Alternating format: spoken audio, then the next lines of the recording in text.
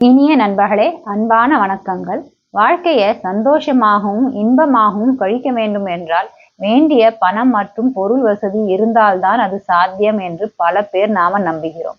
இந்த பற்றாக்குறை நிலை நீங்க வேண்டும் என்ற எண்ணம் கொண்டவர்கள் கண்டிப்பாக இன்றைய கதையை கேட்கணும். வாங்க கதைக்குள் போகலாம்.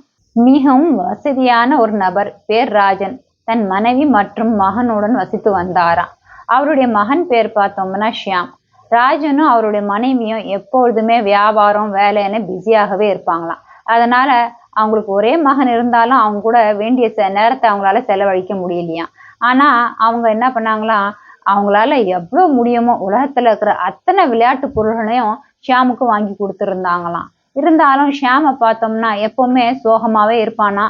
அந்த அளவுக்கு அவனால அந்த குடும்பத்துல சந்தோஷமா இருக்கவே முடியலையாம். எப்பொழுதும் தனியா உக்காந்துக்கிட்டு மொபைல் பாக்குறது, டிவி பாக்குறது, இருக்கிற விளையாட்டு பொருளை வச்சு தனியாகவே விளையாடுறது அப்படின்ற ஒரு சூழ்நிலை அவன் வாழ்க்கையில ஏற்பட்டதுன காரணத்தினால வர வர அவனுக்கு மனசுல ஒரு விரக்தியும் எரிச்சலும் ஏற்பட்டதாம்.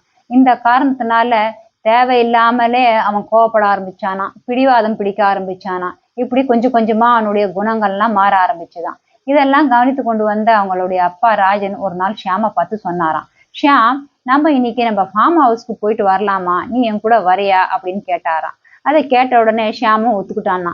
சரி வாங்கப்பா நம்ம போயிட்டு வரலாம் அப்படின்னு சொன்னானா.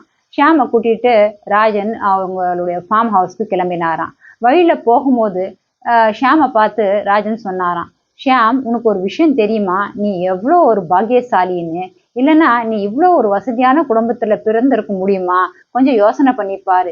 நீ என்ன நினைக்கிறியோ என்ன கேட்கறியோ அதெல்லாம் நாங்க உனக்கு வாங்கி தரோம். உங்ககிட்ட உலகத்துல இருக்கிற அத்தனை பொருட்களும் இருக்கு.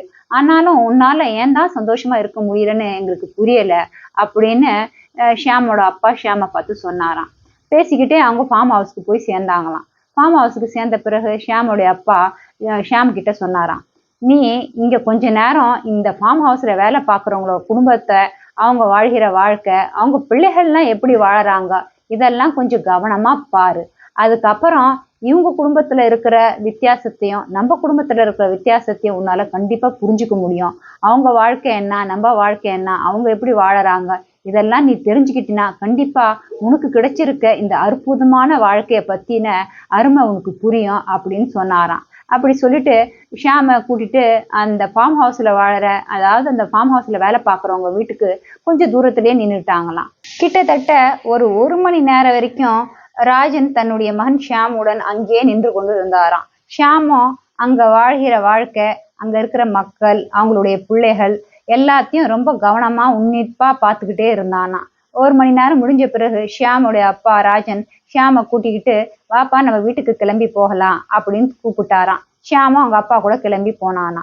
வழியில போகும்போது ஷியாமோட அப்பா ராஜன் ஷியாமை பார்த்து கேட்டாராம், ஷியாம், இப்போ அவங்களுடைய வாழ்க்கையெல்லாம் நீ பார்த்த, அவங்க எப்படி வாழறாங்க, அவங்க கிட்ட என்ன பொருட்கள் இருக்குது, அதை வச்சு அவங்க எப்படி இருக்கிறாங்க, அவங்க பிள்ளைகள்லாம் எப்படி வாழறாங்க, இதெல்லாம் பார்த்த பிறகு கண்டிப்பா அவங்களுக்கும் நமக்கும் உள்ள வித்தியாசம் உனக்கு நல்லாவே புரிஞ்சிருக்கும். இப்போ உனக்கு கிடைச்சிருக்க வாழ்க்கையுடைய மதிப்பும் உனக்கு தெரிஞ்சிருக்கும் அப்படின்னு கேட்டாராம். அதை கேட்ட உடனே ஷியாம் சொன்னானா, ஆமாப்பா, அவங்களுக்கும் நம்மளுக்கும் இருக்கிற வித்தியாசம் எனக்கு நல்லாவே புரிஞ்சுது.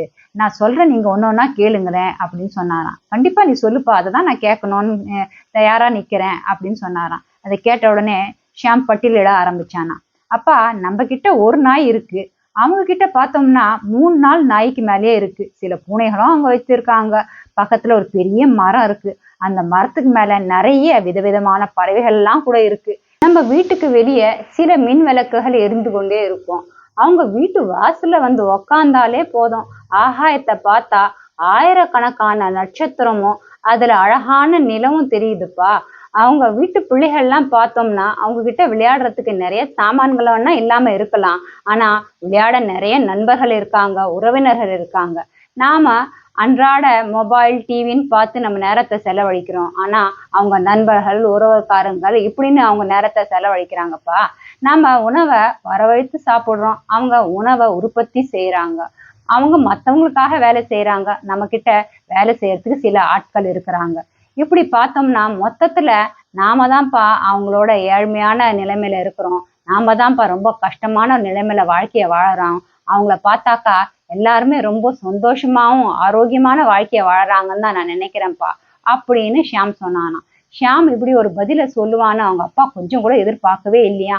அவங்க அப்பாவுக்கு ஷியாமுக்கு எப்படி சொல்லி ஆறுதல் சொல்லுவது, அவனுக்கு என்ன சொல்லி புரிய வைக்கிறதுன்னு புரியாமலே அமைதியா அங்க இருந்து வீட்டுக்கு போய் சேர்ந்தார்களாம்.